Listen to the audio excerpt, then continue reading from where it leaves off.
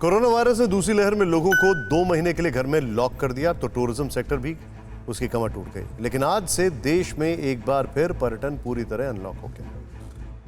आज ताजमहल समेत देश भर के सभी ऐतिहासिक धरोहरें और म्यूजियम खुल गए। इसमें कुतुब मीनार, हुमायूं का मकबरा जैसे देश के 3693 स्मारक और 5 संग्रहालय शामिल हैं। भारतीय पुरातत्व सर्वेक्षण यानी ASI के मुताबिक अब सैलानी इन जगहों पर जाने के लिए टिकट ऑनलाइन ही ले सकेंगे। ASI की तरफ से इन जगहों पर कोरोना गाइडलाइंस का सख्ती से पालन करने को कहा गया है, लेकिन इस सख्ती के बावजूद पर्यटक यहां पहुंच भी रहे हैं और खुश भी। लॉकडाउन के बाद अभी जैसे 2 महीने बाद खुल रहा है, तो मैंने सोचा कि एक बार विजिट करके देखते हैं कि कितना मतलब कैसे है वहाँ पे।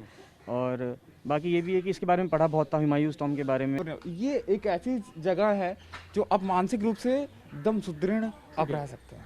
खोल दिया गया, ये बहुत खुशी की बात है क्योंकि लोग आएंगे, थोड़ा मेंटली स्ट्रेस में बहुत रहते थे लोग।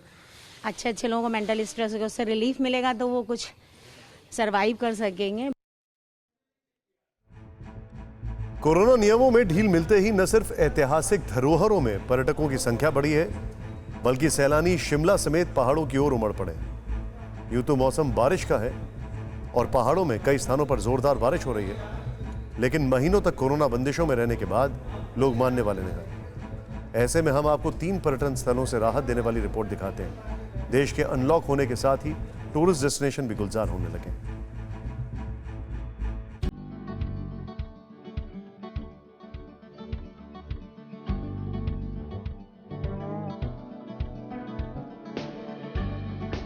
शिमला, मसूरी, मनाली, नैनीताल, इन पहाड़ों की बेपनाह खूबसूरती को बयां करने के लिए ही शायरों और कवियों ने न जाने कितनी पंक्तियां लिख दी।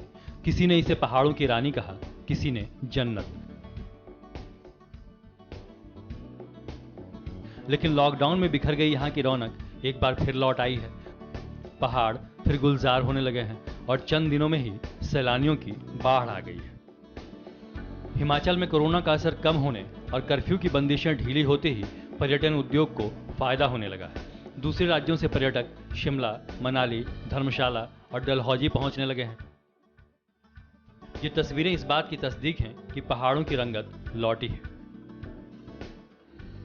सरकार ने पर्यटकों के लिए RT-PCR टेस्ट की अनिवार्यता खत्म कर दी। लिहाजा सूबे के पर्यटन स्थलों में बीते 3 दिनों में ही बड़ी संख्या में टूरिस्ट पहुंचे। सैलानियों की पहली पसंद हिल्स क्वीन शिमला में तो गाड़ियों का सैलाब आ गया है। यहां बीते 60 घंटे में 8100 गाड़ियां पहुंची। आलम यह रहा कि राजधानी की सड़कें जाम हो गई। अचानक पर्यटकों के आने से शिमला में 30% होटल फुल हो गए।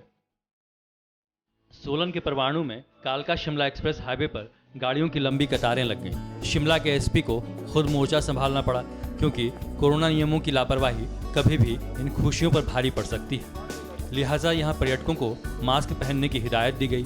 पहाड़ों में पर्यटकों की भीड़ देखकर सरकार भी गदगद है, लेकिन कोविड नियमों के पालन के लिए सख्त आदेश भी दिए गए हैं। टूरिस्ट आए, हम उनको बिल्कुल मना नहीं कर रहे हैं, लेकिन फिर भी मेरा उनसे इस बात के लिए जरूर आग्रह है कि वो सुनिश्चित करें, कोविड प्रोटोकॉल का पालन करें, मास्क पहने, सोशल डिस्टेंसिंग और सोशल डिस्टेंसिंग के साथ साथ में जो होटलियर्स हैं जिनके साथ हमारी बातचीत हुई है उनको हमने कहा है बार बार जो SOP हमने जारी किया है उसका पालन करें। मैदानी इलाकों में भारी गर्मी से टूरिस्ट पहाड़ों का रुख कर रहे हैं। शिमला पहुंचे पर्यटक भी कह रहे हैं कि यहां चिलचिलाती गर्मी से राहत मिली है, साथ ही खुशी भी कि काफी समय बाद घूमने निकले हैं।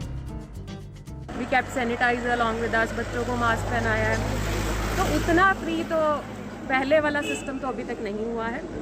बट यस, हाँ थोड़ा दिख रहे हैं, लोग दिख रहे हैं, थोड़ा यहाँ पे मौसम अच्छा है तो अच्छा लग रहा है। फिक्र आपकी, सोमवार से शुक्रवार रात 9 बजे सिर्फ TV9 भारतवर्ष पर।